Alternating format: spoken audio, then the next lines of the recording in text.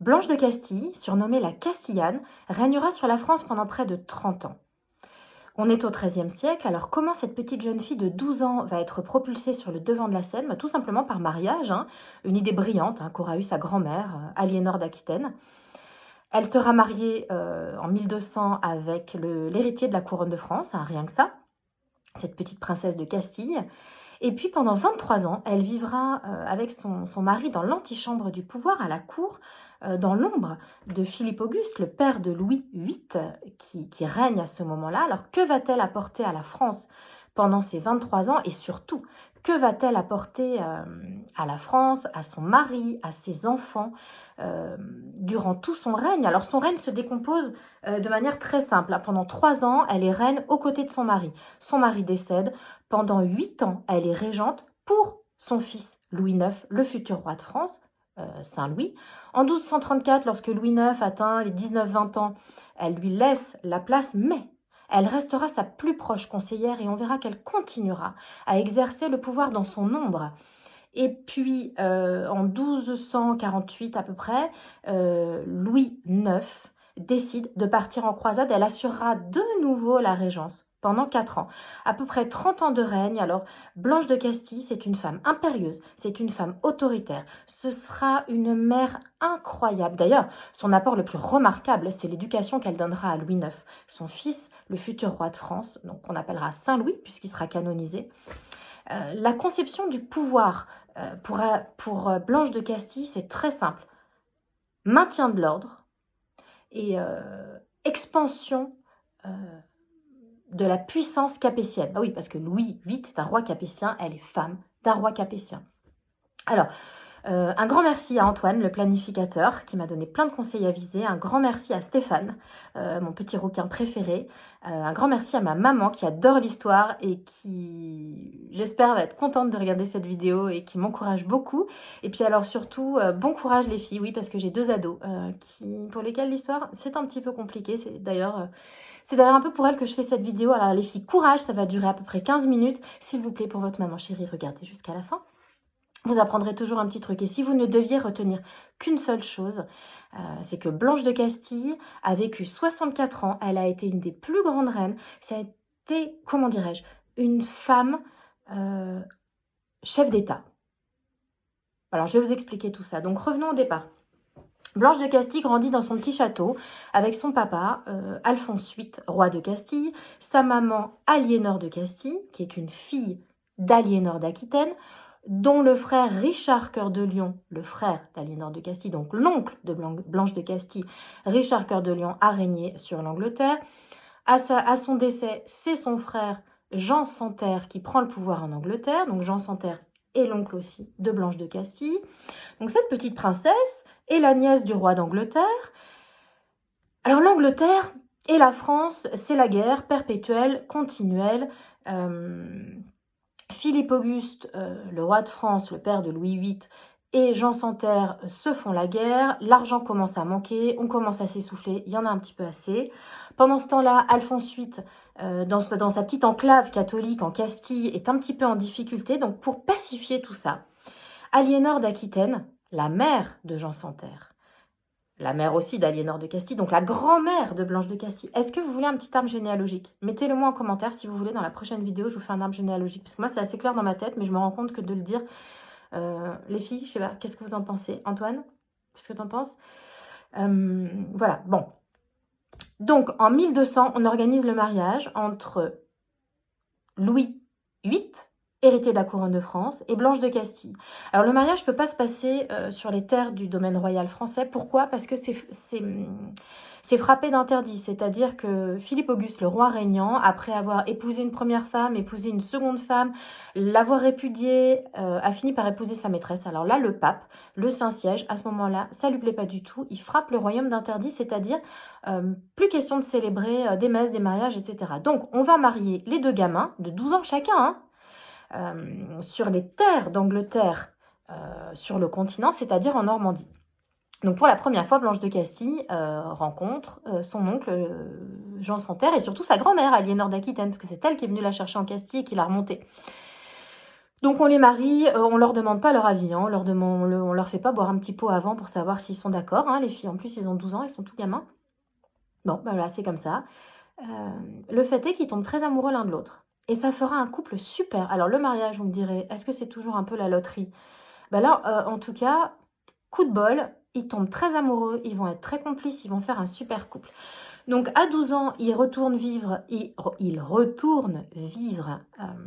au Palais Royal, dans l'île de la Cité, là, à Paris. Alors, bon, Blanche, elle se sent très seule, hein. Elle est jeune, elle a pas ses parents, elle a pas sa famille, elle a pas de dame de compagnie, elle a pas de copine. C'est pas la liesse, hein, elle est pas super bien accueillie parce que le royaume est frappé d'interdit, donc c'est pas la grosse fête. Elle est un peu seule au monde, un peu déprimée, un peu tristounette, mais son mari, le petit Louis VIII, n'est qu'un ado et prend bien soin d'elle. Naît une complicité entre eux qui durera toute leur vie. Et alors là, qu'est-ce qui se passe? Pendant 23 ans, de 1200 jusqu'à 1223, que Philippe Auguste décède. Et qu'est-ce qui se passe pendant 23 ans? Alors, Blanche de Castille va faire des enfants. Hein, au total, elle aura 12 enfants quand même. Seulement 6 atteindront l'âge adulte. Et oui, à ce moment-là, la mortalité infantile, c'est quand même énorme. Donc elle va faire 12 enfants, il y aura des jumeaux dans l'histoire. Et en parallèle, elle s'intéresse pas mal à tout ce qui est poésie. Alors ça lui plaît beaucoup. On est en pleine période d'amour courtois, les chevaliers, les hommes qui tombent profondément amoureux d'une femme qui est de plus haute naissance qu'eux et qui n'ont qu'une envie, c'est de la courtiser, mais c'est impossible parce que la femme est trop pure ou alors elle est mariée. Bon bref, tout un tas de poètes viendront à la cour. Elle va créer un cercle littéraire, Blanche de Castille. D'ailleurs, un conte assez célèbre, Thibaut IV, un comte de Champagne, le comte de Champagne, viendra à la cour déclamer ses vers, et notamment son amour pour Blanche de Castille. On verra que ça lui portera préjudice par la suite. Pendant 23 ans, les deux gamins sont dans l'antichambre du pouvoir. Philippe Auguste lâche rien, hein, il veut pas du tout propulser son fils sur le devant de la scène. Alors celui-ci essaye quand même, hein, il guerroie, on va dire. Il essaye d'ailleurs, il est à deux doigts, hein, de prendre le pouvoir en Angleterre. Oui, parce qu'en Angleterre, entre-temps, Jean sans Terre décède. Et les barons anglais ont très envie que la suite soit prise par un Plantagenet. Et oui, parce que Louis VIII est marié à Blanche de Castille, qui est la petite fille d'Aliénor d'Aquitaine, qui était la femme d'Henri II Plantagenet, le père de Jean sans Terre. Bon bref, les barons anglais viennent chercher Louis VIII et ont très envie de le faire monter sur le trône. Sauf que Philippe Auguste, pas très très enclin à laisser son fils prendre du pouvoir. La papauté n'a pas très envie que des Capétiens étendent trop leur royaume. Donc bref, ça ne se fait pas. Blanche de Castille était à deux doigts de devenir reine d'Angleterre. Eh bien non. Donc elle est juste dans l'antichambre du pouvoir. Bon, pourquoi pas. 1223, Philippe Auguste décède, Blanche de Castille et Louis VIII montent sur le trône. Alors là, c'est l'exaltation.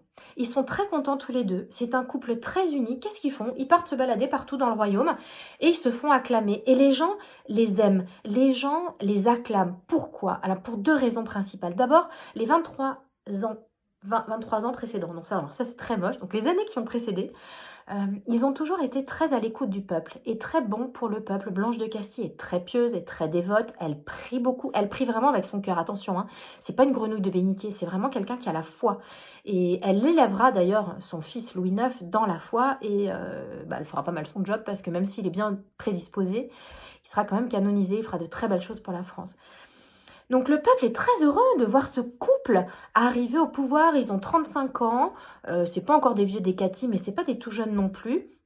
Ils sont beaux, ils sont amoureux. Blanche de Castille, elle est très typée, elle est très mate de peau, elle a des grandes tresses noires comme ça, elle est habillée toujours en blanc. Elle a quand même beaucoup d'allure. Pendant 3 ans, il mène une politique, il continue la politique de Philippe Auguste, c'est-à-dire on se prend des territoires, on essaie d'agrandir le royaume, etc. Et en 1226, lors d'une bataille, Louis VIII décédera de dysenterie, je crois d'ailleurs, au cours d'une campagne. Alors là, c'est la cata. Ah oui, alors Blanche de Castille, elle était quand même folle amoureuse de son mari, c'est très très dur. Mais alors avant de décéder, Louis VIII, qui se sentait partir, la nomme baillistre. Alors baillistre, ça veut dire en gros régente, c'est-à-dire qu'il lui lègue la tutelle et la garde des enfants et surtout du royaume. Mais alors qu'est-ce qui se passe à ce moment-là, Blanche de Castille? Elle est quand même très seule. Elle est très seule et en France à ce moment-là, il y a beaucoup des barons en fait, hein, des comtes de différents territoires qui n'ont pas du tout envie d'être gouvernés par une femme, qui plus est étrangère, et par un petit gamin de 12 ans, parce que le petit Louis IX, qui est destiné à être roi, n'a que 12 ans. Qu'est-ce qui se passe? Blanche de Castille, elle prend les rênes. Elle prend les rênes. Vraie bonne femme, vrai chef d'État. Elle devient un vrai chef d'État. Elle prend les rênes, qu'est-ce qu'elle commence à faire? D'abord, la légitimité. Elle fait sacrer son fils de 12 ans à Reims, futur roi. Elle le fait adouber chevalier, tout le toutime. Et là, grosso modo, il faut quand même qu'elle mène les choses parce qu'il est trop petit pour régner. Elle essuiera des sacrées révoltes. D'abord, la révolte des barons, qui vont fomenter des tas de complots, elle va les mater. Oui, oui, elle va tous les mater. Elle va incarner le chef.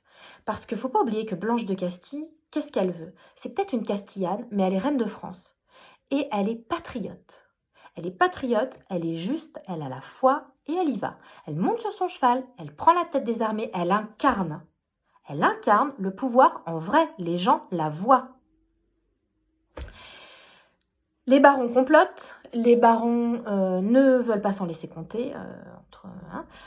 Les plus virulents seront Thibaut IV, comte de Champagne, qui lui déclarait d'ailleurs sa flamme. Hein. Il a 13 ans de moins, mais il lui faisait des poèmes enflammés.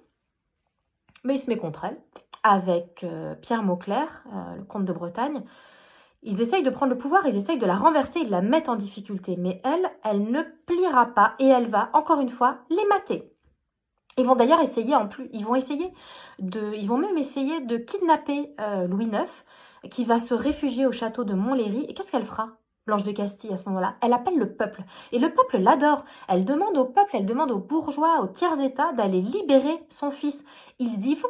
Ils prennent les armes et ils y vont. Bon, les barons sont matés. Et qu'est-ce qu'elle fait? Elle se consacre à l'éducation de Louis IX. Elle l'élève dans la piété, dans la justice. Elle lui incarne des valeurs spirituelles. Elle lui inculque des valeurs spirituelles. Elle lui inculque des valeurs militaires. Elle lui fait faire du sport. Elle lui fait étudier la stratégie. Elle l'envoie chasser, mais il y a toujours un précepteur collé à ses basques pour qu'il apprenne en permanence. Et en 1234, lorsqu'il a à peu près 20 ans, elle ne perd pas de vue que pour étendre la puissance capétienne en tant que patriote, parce que pour elle, détenir le pouvoir, c'est ça, c'est étendre la puissance au moyen de territoires qu'on grappille, qu'on gagne, et faire régner l'ordre. Donc l'ordre, c'est bon. Elle décide de marier son fils, Elle organise un mariage pour son fils Louis IX avec Marguerite de Provence. Oui, parce que la Provence, à ce moment-là, n'est pas dans le royaume de France. Et elle se dit qu'au décès du père de Marguerite de Provence, c'est elle qui héritera du territoire. Et ça pourra aller dans l'escarcelle de Louis IX et donc du royaume de France. Bon, en réalité, c'est pas tout à fait comme ça que ça va se passer, mais c'était l'idée de départ. Donc en 1234, Louis IX a 20 ans, il prend les rênes. Elle reste dans l'antichambre. Alors jusqu'à présent, on avait une image de Blanche de Castille, on avait l'image d'une femme impérieuse, autoritaire, très patriote, super maman quand même, parce que 12 enfants, elle les a tous allaités, elle s'est occupée de ses 12 enfants, elle en a perdu beaucoup, donc quand même pas simple. Et je voudrais juste faire juste une petite incursion, parce que j'ai oublié de dire ça, et c'est quand même important. En 1226, à la mort de Louis VIII, elle était enceinte du dernier enfant, quand même. Et les barons, pour essayer de la déstabiliser, vont quand même essayer d'attaquer sa vertu. Ils vont même essayer de faire croire que l'enfant n'est pas de Louis VIII, mais par exemple de Thibaut IV. Ou d'un cardinal. Alors c'est pas vrai du tout, c'est pas vrai du tout. En tout cas, tout ce que j'ai pu trouver là-dessus dit que c'est pas vrai. C'était une femme d'une fidélité raide comme la justice. C'était un super couple avec Louis VIII. Alors ça, moi, perso, j'ai aucun doute là-dessus. Mais en même temps, j'y étais pas. Bon. Tout ça pour dire qu'en 1234, Blanche de Castille, dont on a une image quand même très vertueuse et très louable, va se révéler être une vraie peau de vache. Et oui, avec sa belle-fille. Alors ça, c'est quand même incroyable. Oui, parce que sa belle-fille, Marguerite de Provence, sera très amoureuse de Louis IX. Et alors ça, Blanche de Castille, ça ne lui plaît pas du tout. Blanche de Castille, ça ne lui plaît pas du tout. Elle veut garder son fils, c'est une mère très protectrice et elle veut continuer à perpétuer, comment dirais-je, son rôle, sa chefferie, entre guillemets. Elle n'est pas étouffante parce qu'elle accepte très bien de rester dans l'ombre de Louis IX, mais elle va clairement dire à sa belle-fille, moi, mon fils, je l'ai le jour et je gouverne avec lui, enfin il gouverne et je suis dans son ombre, et vous, vous l'avez la nuit. Mais même la nuit, les deux jeunes époux iront souvent passer du temps au château de Pontoise, par exemple, où ils ont 2 appartements l'un au-dessus de l'autre, et ils vont se retrouver la nuit, évidemment. Hein. D'ailleurs, Marguerite de Provence aura beaucoup d'enfants, hein, quand même. Et alors, Blanche de Castille, ça lui plaît pas du tout. Pendant la nuit, elle fait du bruit, elle est assez pénible, elle supporte pas bien l'idée. Bon. Voilà, c'est comme ça. D'ailleurs, Marguerite de Provence aura une première fille qu'elle appellera Blanche, hein, pour calmer un peu sa belle-mère. C'est quand même pas mal. Et lors de l'accouchement de sa deuxième fille, Isabelle, l'accouchement se passera très mal, elle sera moribonde et son mari, Louis IX, viendra à son chevet pour soutenir sa femme, parce que c'est un très bon couple aussi. Et Blanche de Castille fera irruption, alors c'est une petite anecdote un peu croustillante, fera irruption dans la chambre et fera sortir Louis IX en lui disant « Monsieur, pas ta place, sors d'ici ». Et Marguerite de Provence lui dira, alors en substance, hein, mais décidément, vous ne me laisserez pas aimer, voir monseigneur, que je sois morte ou vive. Alors ça, c'est un petit peu raide. Alors Blanche de Castille, on se dit, après tout, elle a été quand même une mère formidable. Elle a donné une éducation incroyable à Louis IX. Elle a été une grande patriote. Elle a fait énormément pour la France. Elle a pacifié le pays. Elle a essuyé... elle a maté la révolte des barons. Elle a maté aussi la révolte des universitaires, hein, qui faisaient un petit peu de bazar à Paris. Elle a tant donné. Elle a tant donné à la France. Pourquoi n'a-t-elle pas été canonisée? Justement pour ça, hein, parce que ça a été, elle s'est révélée être une personne très méchante avec sa belle-fille. Bon. En 1244, Louis IX est malade, tombe malade, frappé de dysenterie. Il va mourir, on le croit perdu. Hein. Eh bien non, il survivra, il guérira et il inscrira sa guérison dans une démarche très spirituelle. Il a tellement prié, il a tellement demandé à guérir qu'il s'est engagé, s'il guérissait, envers lui-même, envers Dieu, à partir en croisade. Il guérit, il décide de partir. Alors, il incarne un roi très vertueux, très spirituel. Il a aussi peut-être envie de se libérer de la tutelle de sa maman, qui est assez étouffante. Donc il part faire la croisade et il demande à sa mère, à Blanche de Castille, d'assurer la régence une fois de plus. Il a confiance en elle, elle a fait ses preuves, elle a montré qu'elle était capable à la fois de maintenir la puissance capétienne et en même temps de maintenir l'ordre. Il lui fait confiance. Il lui laisse les clés du royaume et lui part en Orient. Pendant 4 ans, elle va mettre fin à la révolte des pastoureaux. Alors là, bon, c'est une sorte d'illuminé, entre guillemets. Alors ce mot, je porte la responsabilité d'employer ce mot. Hein. Une sorte d'illuminé qui va réunir tous les mécontents du royaume. Mais ils ne seront pas énormément nombreux, hein, parce que le royaume sera plutôt prospère. À ce moment-là... il y a une belle croissance démographique. En plus, le domaine royal s'est étendu, donc il y a beaucoup de terres, il y a beaucoup de récoltes, le marchandage fonctionne assez bien. D'ailleurs, les sujets de Blanche de Castille et de Louis IX seront assez satisfaits et n'auront aucun mal à accepter le faste et le luxe dans lequel Blanche de Castille, Louis IX, la cour se répand, mais pas de manière non plus trop ostentatoire.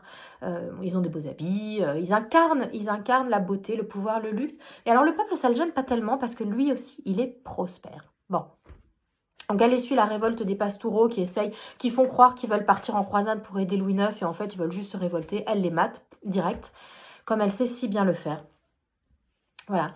Bon, elle est malade du cœur, hein, Blanche de Castille, donc elle décédera en 1252. Son fils sera encore en croisade. Il paraît qu'il restera mutique pendant 2 jours lorsqu'il apprendra le décès de sa mère. 19 minutes et 30 secondes. Donc je vais m'arrêter là. Je vais m'arrêter là sur Blanche de Castille, la Castillane, qui aura vécu au XIIIe siècle. Alors, la littérature dira d'elle que c'était, alors en substance, un homme d'État avec un cœur de femme, parce que ce sera une super maman, super éducation. Encore une fois, hein, s'il faut retenir quelque chose d'elle, c'est l'éducation vertueuse qu'elle donnera à Louis IX. Et super chef d'État, qui pacifiera le pays, qui régnera pendant 30 ans. Pendant 30 ans.